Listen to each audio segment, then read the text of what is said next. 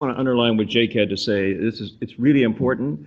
The infectious aspect of the training of the astronauts is incredible. A couple of weeks ago, 2 days before her launch, I got an email from Kate Rubins just saying she was a class of the 20th class of astronauts, saying, I can't wait to get into Earth orbit to really see some of the great geology. Now, she'll be doing that and embarrassing the rest of the Russian cosmonauts by boring them to tears, I'm sure, with all the descriptions.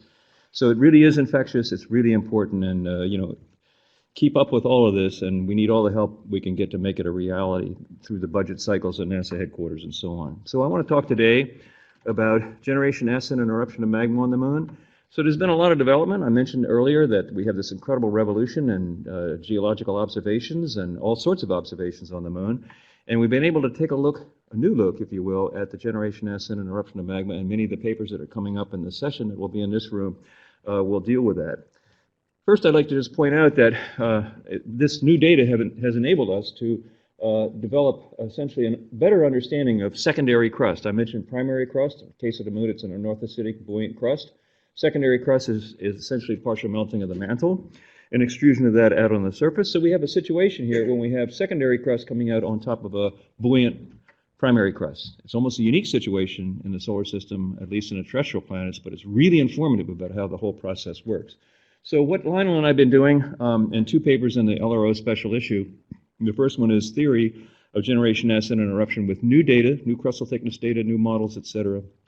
And then in the second paper, we have, in the same volume, we have looked at the observations to go back to the theory and refine the theory and make comparisons to the two to make some predictions to try to refine what we know. And in the third paper, which is to be submitted soon, we're trying to do a synthesis of this. So what I want to talk about is to lead into some of the talks later this morning, and also to talk a little bit about the general, where we're going and the kind of tests we're going to be making here, okay? So this is the history of the Moon, starting with the origin of the Moon to today, and I'm going to focus in here on the period of time in which Mare volcanism was dominant, okay?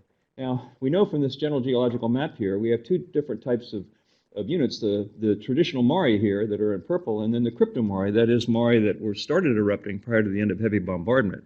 So for example, in these areas here, Oriental ejecta is covering this up, but we know it's there. Jenny Whitten has done a nice summary from LRO data plus Moon mineralogy mapper data to actually get the position, locations, and mineralogy of these relative to younger basalts, and it turns out that that's probably pretty much just before the rest of the basalts that these are coming out, because the mineralogy is very similar to the later ones that are superposed on top, and the positions are very similar as well. We see both near side and far side distribution of the cryptomare.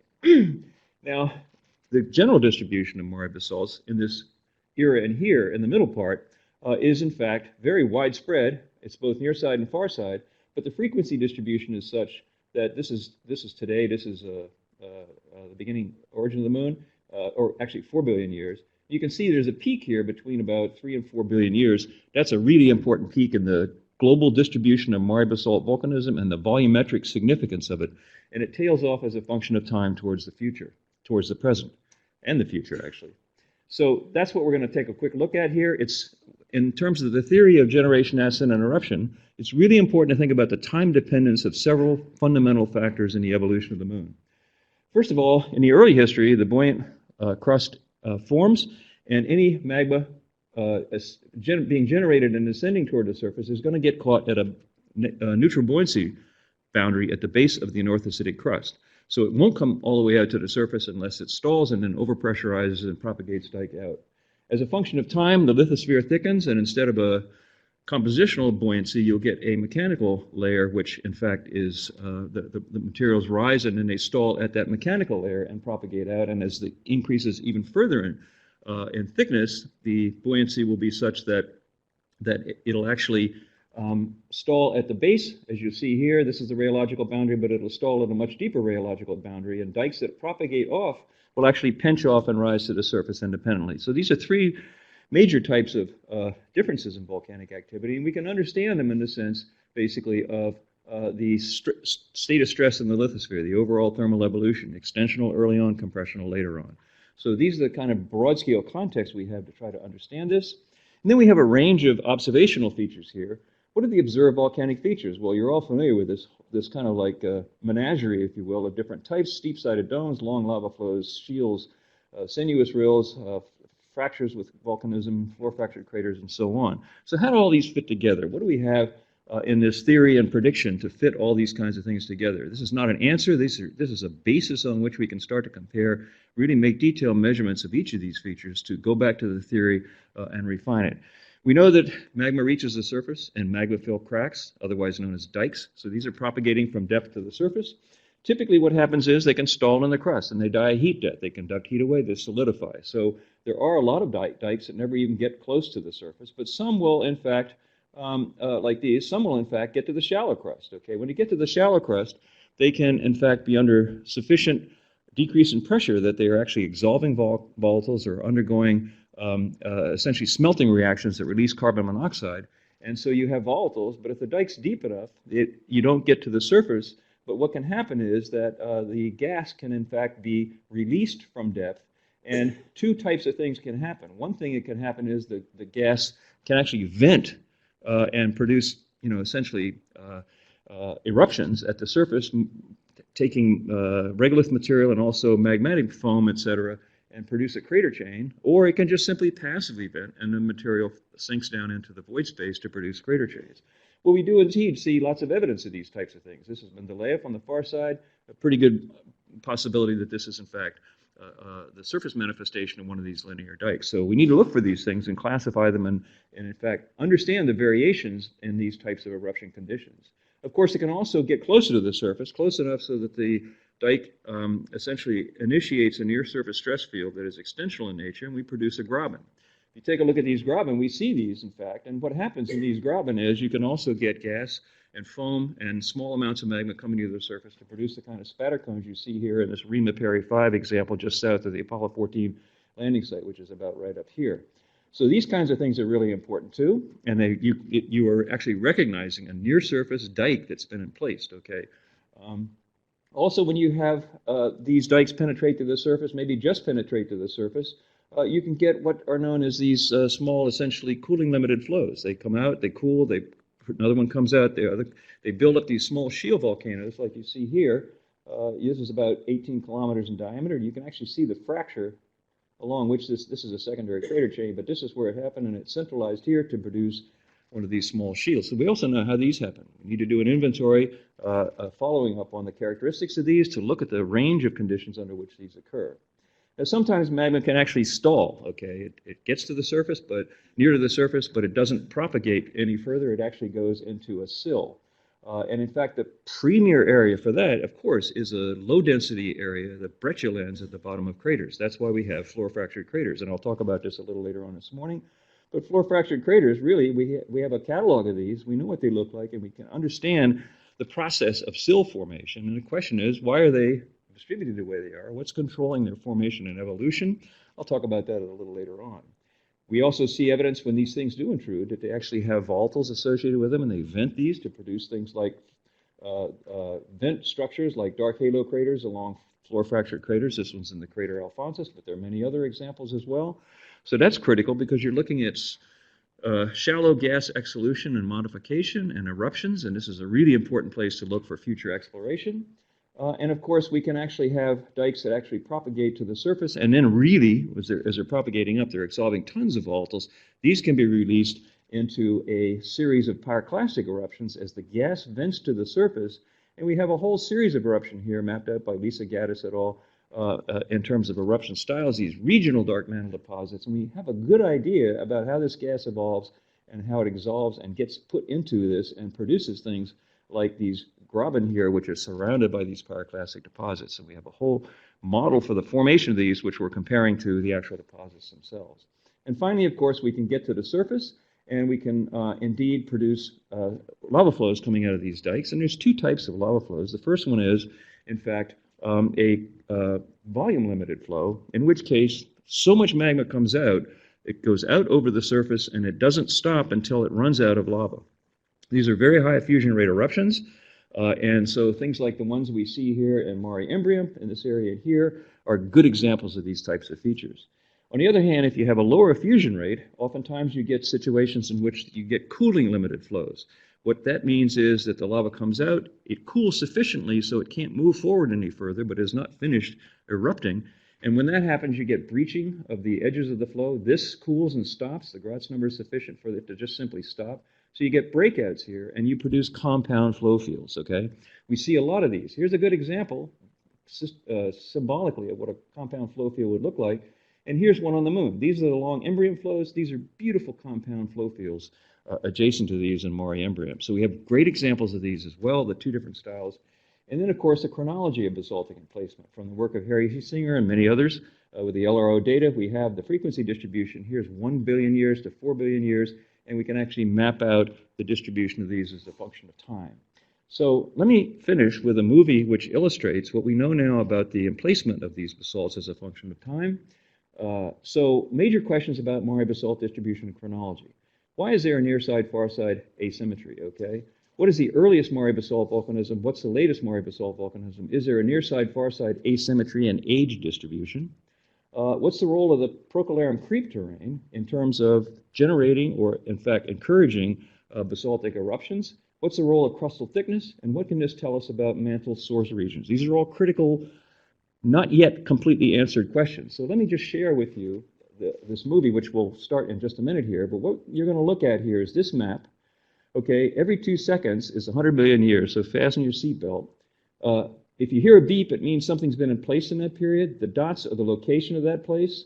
The dots are color-coded down here, so you can see the age scale at the bottom. It'll be every 500 million years, it'll change color. The black line is the Procellarum creep terrain. The red lines are the near side, far side. This is near side, that's far side.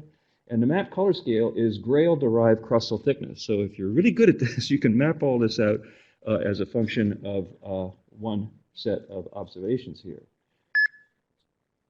Okay, you're beginning every 100 million years, okay? So if there's something in place, there's a beep.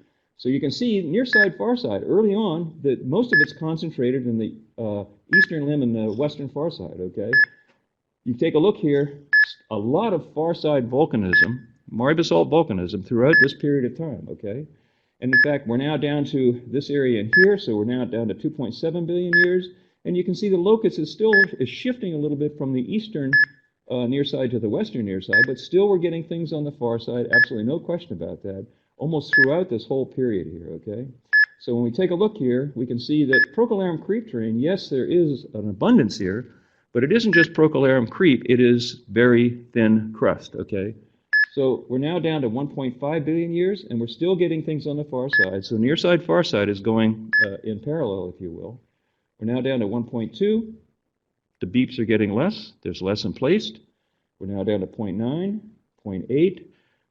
You know, come on, we want volcanoes, okay? 0.6, 0.5, 0.4, nothing going on, 0.3, 0.2, 0.1, okay? Okay, so those are the essentially irregular Mare patches that Sarah Braden has mapped, okay? Very late in lunar history. So what do we know from this then? We know a lot of things, and in closing I would just say the near side, far side asymmetry is an asymmetry in abundance, not in occurrence. So we could see throughout. Things were coming up on the far side virtually throughout, except for the last irregular Mare patches. We know where the earliest Mare basalt volcanism is. We know that it's concentrated in this area early on, and then it moves a little bit to this area. We know that the Procellarum creep terrain is the site of late volcanism, but it's not the only site of late volcanism. And we know, too, that, in fact, that volcanism is not totally controlled by PKT. It could be correlated with crustal thickness as well.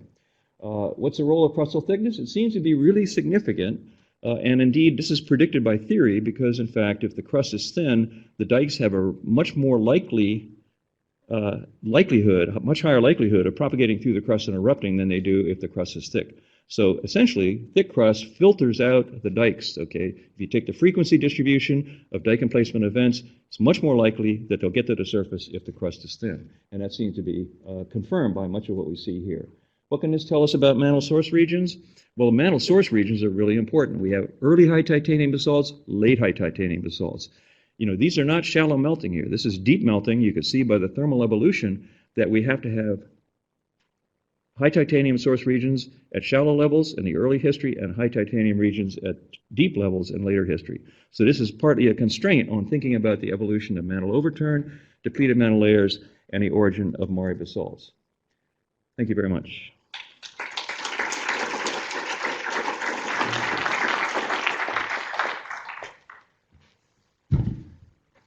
Thank you, Jim. I have a quick first question. Is how accurate are those ages that go into your movie? So these are impact crater size frequency distributions. I would say of the order of 100 million years, so just on average, okay? I mean, there's a variety of different data sets that are utilized. So you have aspects there. There are differences in terms of the model you choose, okay? So that's another variable. But in general, I'd say to 100 million years. I mean, I think, one can debate that. For example, the dates that Sarah Braden gets of less than 100 million years for the irregular Maury patches, you look at the size frequency distribution, that's a robust date from those data. I'll talk a little later on this afternoon about whether there might be other ways to explain those, but I think the data are good to that level. David? Yeah, Jim, it's always useful to know what we don't know, if you can. And so what I'm trying to get at is, what don't we understand about the cryptomari or the oldest Maury deposits? You've done as much mapping on this as anybody, so no, you should have an intuitive sense. Sure. So I would just say, just to quote my co-author, one of my students came into my office when Lila and I were sitting there, and she looked at on my bookshelf, the LPSC 1 through God only knows how many, and she said, I just can't come up with a topic that is a new topic for my thesis. And Lionel just said, oh, don't worry, almost everything is not yet known. Remember that, okay? That was just absolutely true. So there's so many questions here, okay? And basically, when did Maury volcanism start? Okay, if you think about this, it's quite likely that many of the dikes early on, as Maury volcanism was beginning, were low overpressurization values, and they're stalled in the crust, okay? And so, we have samples of things people call Maury basalts that are well over 4 billion years old, but they're small fragments, and the question is, are they really Maury basalts? They seem to be, and what are those? It could be that a lot of the early Maury basalts, in fact, are as stalled as dikes and didn't get to the surface, okay? The second thing is, what is it's really important to know when Maury volcanism started because of dating the overturn and all the kinds of things we were talking about in our focus group, okay? And, I think Jenny Whitten's work really points to the observed cryptomaury as being relatively recent. In other words, just before, within 100 million years, 200 million years, just before the Maury basalts that we see. If we, the moon mineralogy mapper data would, I think, be able to identify patches of Maury basalt-like mineralogy, and we just don't see that. Okay, we don't see that around. So it looks like there are samples that may date early on. Okay, but could they just be dikes or just a few dikes? That's a big question, really. And there are so many others. Buy me a beer and all. Diane Wooden, NASA Ames. This might be a beer question. Even though I've been studying the lunar exosphere, I still have a lot of puzzles about the surface. And what makes a creep terrain creep so high in potassium and thorium? Why is the creep terrain that which it is? Okay, so basically, creep is thought to derive from a sort of a residual product of the formation of the magma ocean and the differentiation. Okay, and so it's nominally supposed to be a residual layer at the base of the North Acidic crust, and there's when the North Acidic crust forms, there's a residue that is negatively buoyant potentially, and so some of the creep gets incorporated in this along with a high titanium and other kind of residues and goes down and then gets remelted and comes back up. So creep could be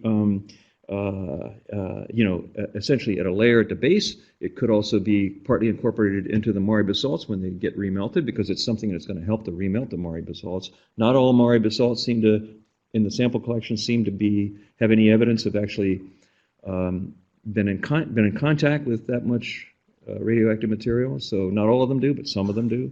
So it's really a signature, of that process. So the radioactivity, so to speak, can really give you some clues about what's going on. Other people think that creep is concentrated just on the near side. There's okay. Look, you have these models of degree 1 convection, when the magma ocean is forming, and it sweeps all the creep to the near side. But we definitely see creep on the far side in these assessments.